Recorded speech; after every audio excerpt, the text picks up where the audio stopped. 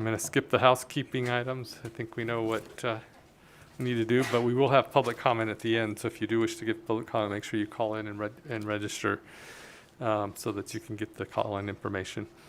With that, let's go to, do I have my, we're going to go to open the hearing on SB 446, which revises provisions relating to the Western Regional Education Compact. And I know we have our presenter online. So when you are ready, go ahead. Okay, good afternoon, and thank you for having me. My name is Jennifer Ouellette, and I am the director of the Nevada Office of the Western Interstate Commission for Higher Education. Senate Bill 446 is a budget implementation bill for the WICHE budgets that were closed by the Joint Money Committees on April 26. The Senate Committee on Finance and Assembly Committees on Ways and Means approved the transfer of the WICHE program and our budgets from the Office of the Governor to the Nevada System of Higher Education, resulting in general fund savings totaling approximately 85 grand over the 21 to 23 biennium. So SB 446 repeals language that established WICHE in the Office of the Governor from NRS 223 and changes the appointing authority for the director, which is my position, of the program from the governor to the 3 Nevada state commissioners. It's a fairly simple bill, and that's my presentation. Are there any questions? Questions? Senator Hardy.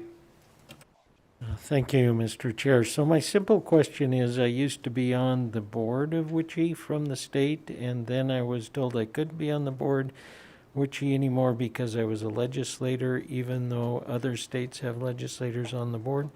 So now that it's changed because the legislator was in one branch of government and under the governor, it'd be under another branch of government. So does this change it back so legislators can be on the board of WICHE? I do not know the answer to that question, but I would love to invite you to the, you could be a member of the Legislative Advisory Council, which is something that WICHE in Denver, Colorado hosts. And we are looking for 2 new members if anyone wants to join. And if you may. But I can find out for you. I used to be on, but they never told me I wasn't, so maybe I am and maybe I'm not. But either way, I'm kind of curious. I will find out and let you know. Thank you. Mr. Killian, can you answer the question that Senator Hardy asked? Thank you, Mr. Chair. Asher Killian, Committee Counsel. Yes, so even with this change, the office is still in the executive branch of government and it still exercises powers appertaining to the executive branch. So with the interpretation of the separation of powers provision in the Nevada Constitution, a legislator would still not be able to serve as a commissioner because then they would be wielding power in 2 branches of government. Although membership on the legislative advisory body, any sort of advisory body that doesn't actually wield the power of the executive branch would be permissible for a legislator. Thank you. Other questions? Senator Doñate, I will entertain a motion. Oh wait, no, I can't do that yet. I got to do, we got to go to comment, to testimony. And if there's no other questions, then we'll go to testimony, those in support. Anyone here in the room? Don't all come up at once. Okay, no, there's nobody here in the room. Let's go to anybody online in support. Thank you, Chair. If you would like to testify in support on SB 446, please press *9 to take your place in the queue.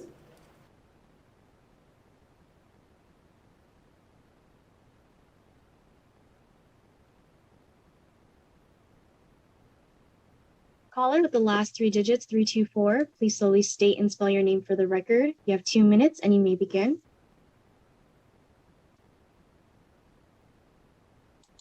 Caller with the last 3 digits. Yes, thank you. Please proceed. Hi, good afternoon, Chair Brooks, members of the committee. I'm Steve Messenger, STEVMESSINGER with the Nevada Primary Care Association. We represent the state's 8 community health centers, also known as federally qualified health centers or FQHCs. serving more than 100,000 Nevadans in 2019 through more than 40 clinics and 343 FTE of primary care providers.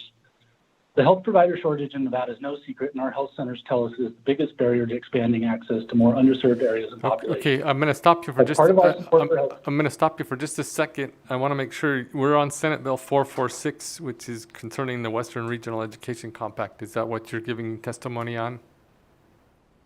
I am. I'm getting there. WICHE has been an important partner in our work to develop a homegrown healthcare workforce, and we know that health outcomes are improved when providers come from the communities they serve, and the programs to encourage this are needed.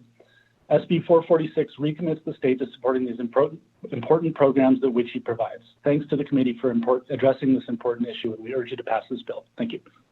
Thank you, and sorry for interrupting you there. I just wanted to make sure. Okay, let's go to the next caller in support. If you have recently joined the call and would like to testify in support on SB 446, please press star 9 to take your place in the queue.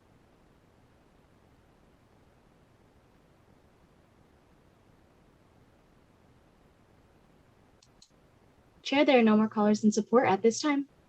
Okay, let's go to those wishing to give testimony in opposition. We have no one here in the room, so let's go to the first person online. If you would like to testify in opposition on SB 446, please press star 9 to take your place in the queue.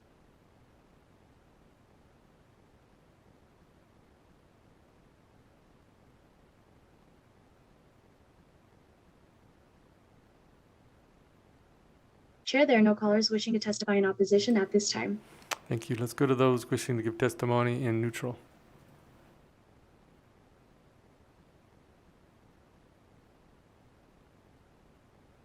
If you would like to testify in neutral on SB 446, please press star 9 to take your place in the queue.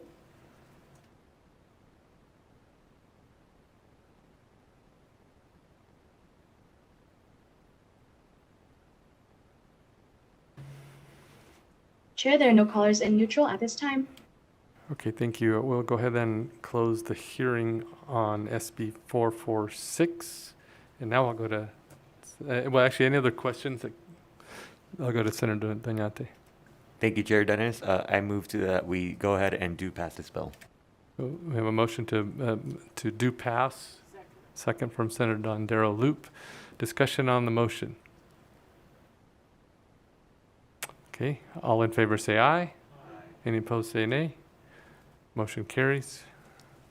All right, we'll go to our next item on the agenda is public comment. Anyone wishing to give public comment, please come forward. No one here in the room, so let's go online. Anyone wishing to give public comment? If you would like to participate in public comment, please press star 9 to take your place in the queue.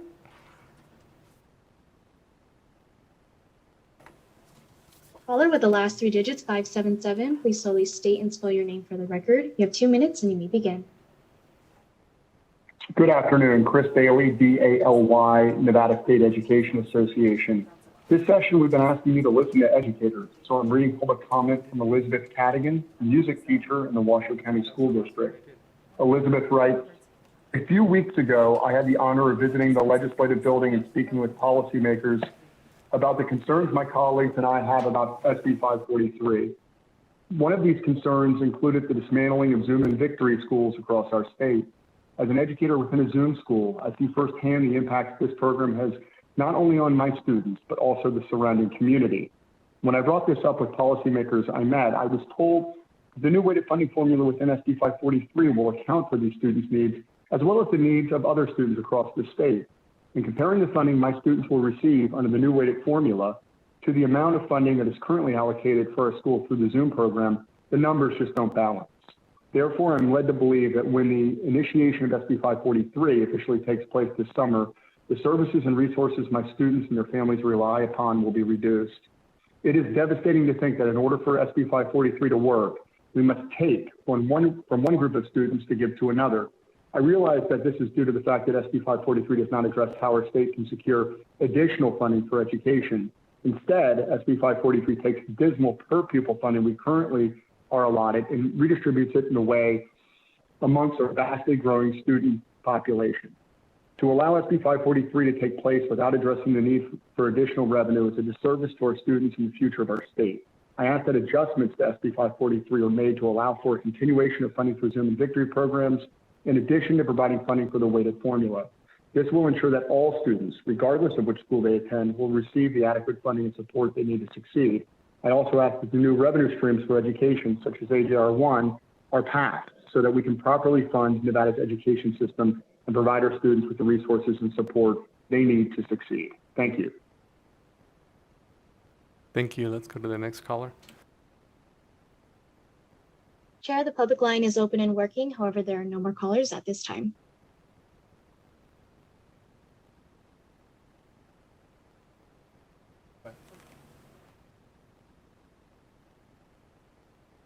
Okay, thank you.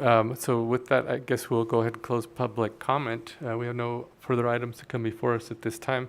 I'm not sure that this will be our last meeting, but thank you for being here today, and we'll, we're at that time in the session where we don't know what's next, so, but we'll keep working hard. So thank you for being here today. We are adjourned.